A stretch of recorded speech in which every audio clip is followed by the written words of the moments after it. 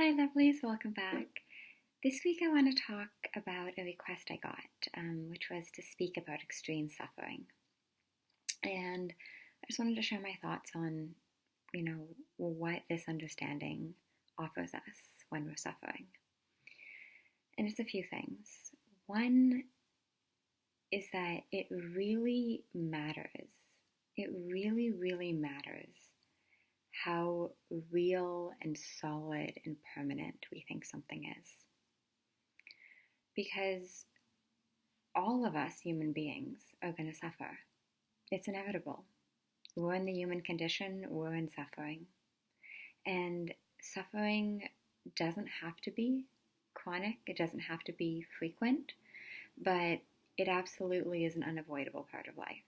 So this video, some of you might have clicked on it, ooh, extreme suffering, great, she's going to tell us how to never suffer again. Yeah, that's not going to happen, because as long as you are a human being with a mind, you will suffer. You will fall for the trick of your mind, you'll fall for the illusion of your mind, you'll get caught up in really intense thoughts and feelings, and it won't look like we live in an inside-out reality. It will look like we are feeling the circumstance, person, thing, that place, whatever it is, that has made us feel like we're suffering. So the reason that it's so important to know that, how our mind actually works and how thought actually works is that we see that it's a bigger trick at play. And there's something in knowing. I mean, suffering obviously is incredibly uncomfortable. Like not even nobody likes it. Most people actively try to live their lives trying to minimize the amount of suffering because it is so uncomfortable and painful and scary for a lot of people. But it really helps to know that the thing, that suffering at its core is a psycho-spiritual virtual reality that you're living in. And you're probably like, what the heck does that mean? Well, what that means is, as much as it looks and feels real, as much as, the virtual reality machine, you get in it and what you see is what you get, apparently. But it's not actually what you get. It's an illusion. It's a mirage. It's how things seem, not how things are. So when I'm in extreme suffering, when I'm just at my wit's end and I'm crying and I'm panicking and I'm alone and I'm just feeling like it's too hard, it's too much, it helps me to know that despite the fact that I'm not feeling okay in that moment, despite the fact that I feel like I'm the victim of a person, a place, a thing, a circumstance, it really helps to know in the back of my mind that that's not actually true. And it doesn't take away my suffering. It's not like that happens and I'm suddenly like, oh great, I'm not suffering anymore. But knowing at the back of our minds, this seems worse than it is, this feels worse than it is, this appears worse than it is, knowing that it's kind of like leaving a little crack of light open in the back of my mind. It's like, I'm still going to be in the experience and it's still going to suck. And, part B, we'll talk about make it suck a little bit less. But ultimately, knowing that as bad as it is, it's not as permanent as it seems. It's not as solid as it seems. It's not as stable as it seems. It seems like when we're in it, this is it, this is reality, it's not going to change. Or, maybe by, 2020 I'll be feeling differently, but, no time soon. And when we get in that misunderstanding, when we really believe that what we're feeling is a lot more permanent than it is, it makes the suffering worse. Because now we're suffering and we feel like there's no way out, that the door is bolted behind us instead of, cracked open to let a little sliver of light through. So when I'm in extreme suffering, it helps me to remember. And it's not like trust me, it's not that I have that remembering throughout. It's definitely not that I'm like sitting there being like zen and calm and like in my suffering, but then like, oh, don't worry, there's a crack of light. Like, it doesn't look like that. But it does look like when I've been crying for a full hour and the tears stop, that I know, oh, that's what tears do. That's what emotions do. That's what feelings do. That's what thoughts do. That's what energy does in the human system. It comes up and it leaves. So even if I'm going to cry for an hour or 2 hours or 3 hours, I'm not going to cry forever. It has to come, do its thing, and leave. It just has to. So that's what I mean by having that little crack in the door open, is that I may be suffering in the moment, but I know that it's not as permanent as it feels. It's not as solid as it feels. And ultimately, eventually, I'm going to feel differently. So I don't have to feel as trapped and stuck in it as it wants me to feel in the moment. Suffering has us fall for the illusion that we are trapped and stuck in it. And we're not, because that's not how the mind works. The second part that is so important is just having immense compassion for ourselves. Immense. Because the one thing that I've learned in this understanding and doing this work is that compassion really just solves everything. And I know that sounds so cheesy, and part of me can't even believe that I just said that, but it's absolutely true. It is a truth of the human condition that we're going to suffer, all of us. And compassion is the difference between we're suffering and we're beating ourselves up for it, and we think we shouldn't be, and we're resisting it, and we're fighting it, and we're judging it, and we're having a very adversarial relationship to what we're experiencing. And compassion is I'm doing my best. It is what it is. It's all good. It's having that stance of acceptance and understanding towards what we're going through, instead of a stance of, I don't want it, this isn't okay, I'm going to fight it. Because none of that actually gets us out of suffering any quicker. If anything, it's a complete opposite effect. In my experience, when I'm suffering and I try to either talk myself out of it, convince myself out of it, tell myself, you know the principles, therefore you shouldn't be suffering. You know it works inside out, therefore you shouldn't feel like that. The minute I go into I'm suffering and I try to make it be different because I don't want to feel that, or I try to change my experience in some way, which usually means resisting it, fighting it, trying to talk myself out of it, none of that works, and all of it prolongs my suffering. Because it's like rubbing salt in a wound. It's the fact that you're suffering, the fact that you and I, as human beings, will suffer. We will suffer and we will die. That is life. You don't get out of it.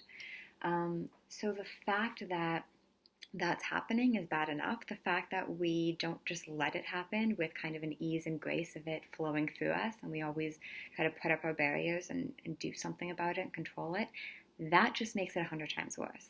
And that's literally like the rubbing salt in the wound, which doesn't get us anywhere. It doesn't get us anywhere but more hurt, and takes the wound longer to heal because we've literally tried to fight the flow of nature instead of going with it. And we are nature. I talked about this in other videos, but it's so crucial to see that we are nature. So it's part of living things to suffer, but we don't have to fight it. We don't have to fix it. We don't have to change it. We don't have to control it. We can let that be an experience that comes and moves through us, literally like waves on the beach, just coming up, moving, instead of being something that we put our hands around and try to make differently. So to me, compassion allows us to do that. Compassion allows us to have an experience and be like, wow, I'm a human being and I'm doing my absolute best. Yes, I may not have gotten out of bed today. Yes, I may have been crying for 3 hours. Yes, I may not have checked my emails or returned any phone calls. Yes, the only thing I might have eaten is fucking Pop-Tarts or something. I'm not saying that there's perfection here, but the difference of having a day like that and thinking, that's wrong, that's bad, that shouldn't be that way, and having a day like that and saying, God, being a human being is hard sometimes, but I'm doing my absolute best. And just having that compassionate stance towards ourselves and towards others who are suffering, because really it's all the same thing. Compassion towards ourselves, compassion towards others, it's coming from the same place. It's either you see that we all suffer and it all sucks, and we let it be met with acceptance and understanding and love, or we don't. And in my experience, when my suffering is met with compassion, it is a lot easier, it's a lot more graceful, it's a lot more temporary, because there's nothing fighting the flow of what it is. It's, like a wave on the beach. There's no barrier put up, so it just crashes and returns, and everything gets to kind of get on its merry way without my interference, without my doing. So to me, those are the two real things that the principles have given me. An understanding that when we understand what's going on, we don't have to fight it. We can be in acceptance, we can be in understanding, we can be in compassion, because that's really all compassion really is. I mean, compassion is just seeing the shared humanity, seeing the universality, seeing the commonality, seeing that the inevitability, literally, like the fact that you will suffer and I will suffer and everyone we love will suffer is inevitable. So why fight it? Like, that just doesn't make any sense. When we understand that we can just have a laissez-faire stance to it, that is the easiest and most graceful way through any experience, including extreme suffering. And then knowing that the back of our minds, that there is that little crack that's open, there is that space for, experience to change, for things to not actually be as real as they feel. And I know that's a hard one for us because we live in this constant trick of the mind. We live in, these principles, and one of the principles of consciousness literally turns what we think into reality. Not reality in the sense that, like, oh, I'm going to think of a red car and I'm going to manifest it. That's not it at all. But my feelings get brought to life within me such as they are my experience. They are what I call reality. When I say I'm feeling sad or I'm suffering, that's my reality. That's not some, like, I'm over here and my experience is over there and we're this big kind of detached thing. Like, no, when we say in our daily lives what we're feeling, what we're experiencing, what's going on, that is our reality in that moment. But knowing that that is so much more changeable and so much more temporary and so much more transient than we've been taught is what gives us an immense amount of just kind of light at the end of the tunnel, that we can be up against the worst, most intense feelings of pain, of fear, of distress, and also know that, okay, this actually isn't as real as it feels. It feels real, and I'm still going to be in the trick of the mind that it is incredibly powerful, incredibly here and now, incredibly important. But there's something in the back of my mind saying, but it isn't how it appears. There's something that gives us that little bit of, yeah, but it can be different in a second. Or, yeah, I know it seems like this, but that's not the whole truth and nothing but the truth. And what just came to mind is, like, often when we're going through breakups, we experience often extreme suffering, and a lot of people in that pain and grief and loss will say, well, I'll never love again and I'll never feel like I did with this person and all these things. But when you look back, I mean, most of us, if we're in our 20s, 30s, 40s, have had multiple breakups by that point in our life. And when we look back, we can see, oh, I felt like that every time, and every time I was wrong. So it's that kind of faith in, yes, at the time, when we're in the breakup, when we're in the suffering, it really feels like we're not going to love again. We're not going to get over it. We're not going to heal. We'll never find what we feel like we've lost. It really feels like things are really dark and despairing.